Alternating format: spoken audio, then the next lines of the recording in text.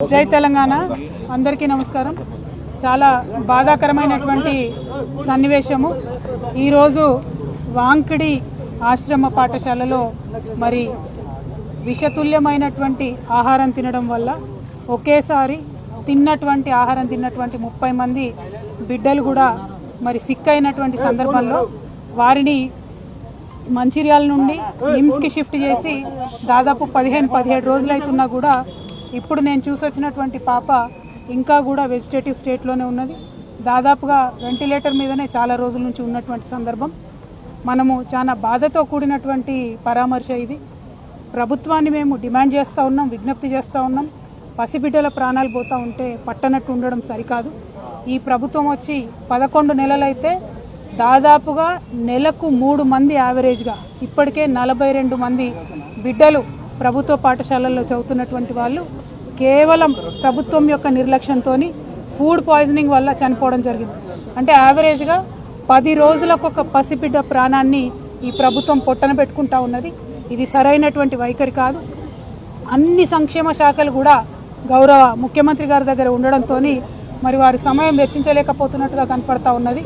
ఒక్క 10 నిమిషాలు మీరు పాఠశాలల్ని పసిబిడ్డల గురించి ఆలోచించి రివ్యూ చేసినట్టయితే ఈ ప్రాణాలన్నీ కూడా కాపాడేటటువంటి పరిస్థితి ఉంటుంది. నిన్న పేపర్లో చూసాం, నారాయణపేటలో హాస్టల్లో అన్నంలో పురుగు వచ్చిందని చెప్పి పిల్లలందరూ ధర్నా చేస్తే స్వయంగా ముఖ్యమంత్రి గారు మరి రివ్యూ చేసిన తర్వాత తెల్లారి మర్నాడు కూడా మళ్ళీ అదే సీన్ రిపీట్ అయితే పిల్లలంతా ఇప్పుడు కూడా ధర్నా చేస్తున్నటువంటి పరిస్థితి మరి కనబడతా ఉంది. దయచేసి ఈ ప్రభుత్వాన్ని విజ్ఞప్తి చేస్తూ ఉన్నాం, మీ ప్రాధాన్యతను గుర్తించండి. బిడ్డల ప్రాణాలు ప్రాధాన్యమైనటువంటి అంశంగా మీరు స్వీకరించి తక్షణమే చర్యలు చేపట్టవలసిందిగా నేను డిమాండ్ చేస్తూ ఉన్నాను. నేను ఎస్టీ వెల్ఫేర్ అధికారి గారు శరత్ గారితో కూడా మాట్లాడడం జరిగింది. మరి వారు మేము చూస్తున్నాము, అన్ని రకాలుగా చర్యలు తీసుకుంటున్నామని చెప్తున్నప్పటికీ ఆదిలాబాద్ టు ఆలంపూర్ మీరు ఏ ఒక్క పాఠశాల చూసినా, ప్రభుత్వ గురుకుల కావచ్చు, ఆశ్రమ పాఠశాల కావచ్చు, ఏది చూసినా కూడా ప్రతి పాఠశాలలో ఏదో ఒక ఇన్సిడెంట్ జరిగింది. ఈ 42 మంది పిల్లలు 11 నెలల్లో చచ్చిపోయింది. అన్ని జిల్లాల నుండి ఉన్నారు. కాబట్టి ఓవరాల్గా ఈ పాఠశాల వ్యవస్థనంతా కూడా మరి ధ్వంసమైనటువంటి పరిస్థితి కనబడుతూ ఉంది. కాబట్టి దాని మీద ఫోకస్ చేయవలసిందిగా మేము ప్రభుత్వాన్ని డిమాండ్ చేస్తూ ఉన్నాం. ఇదివరకు కేసీఆర్ గారి నాయకత్వంలో ప్రభుత్వ పాఠశాలల్లో చదివేటటువంటి పిల్లలు మరి మేము ఐఐటి పోవాలన్నా, ఐఐఎంకి పోవాలన్నా, లేకపోతే ఎవరెస్ట్ అధిరోహించాలా అని చెప్పి ఉన్నతమైనటువంటి ఆశయాలు లక్ష్యాలతో ఉన్నటువంటి సందర్భాన్ని కూడా మనం తెలంగాణ ప్రజలుగా చూసినాం.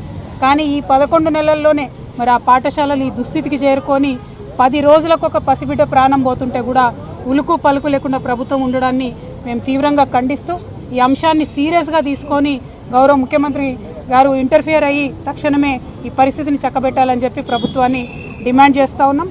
అట్లానే ఇప్పటి వరకు ప్రాణాలు కోల్పోయినటువంటి ఆ 42 మంది కుటుంబాలకు కూడా ఎక్స్గ్రేషియా కింద 10 లక్షల రూపాయలు ఇవ్వాలని కూడా మేము డిమాండ్ చేస్తూ ఉన్నాం. పోయిన ప్రాణం వెలకట్టలేనిది, పోయిన ప్రాణాన్ని తీసుకురాలేము, బిడ్డ దూరమైనటువంటి దుఃఖాన్ని తీర్చలేము.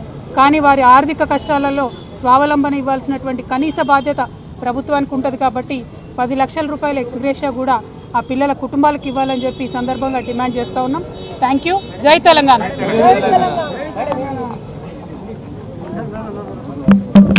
पूरे तेलंगाना भर में जितने भी गवर्नमेंट गुरुकुला आश्रम स्कूल्स है, tribal welfare, minority welfare schools है, हर एक स्कूल में ये पिछले 11 महीनों में हमने देखा है कि 10 दिन में एक लड़का या लड़की का अनफॉर्चुनेटली डेथ हो रहा है, मौत हो रही है. और इन सब का रीज़न फूड पॉइजनिंग है. जो quality of food minority welfare schools में, ट्राइबल वेलफेयर स्कूल्स में दिया जा रहा है वो बिल्कुल ही गिर चुका है. इसीलिए आज छोटे छोटे बच्चे हमारे आंखों के सामने उनका जान गंवा रहे हैं.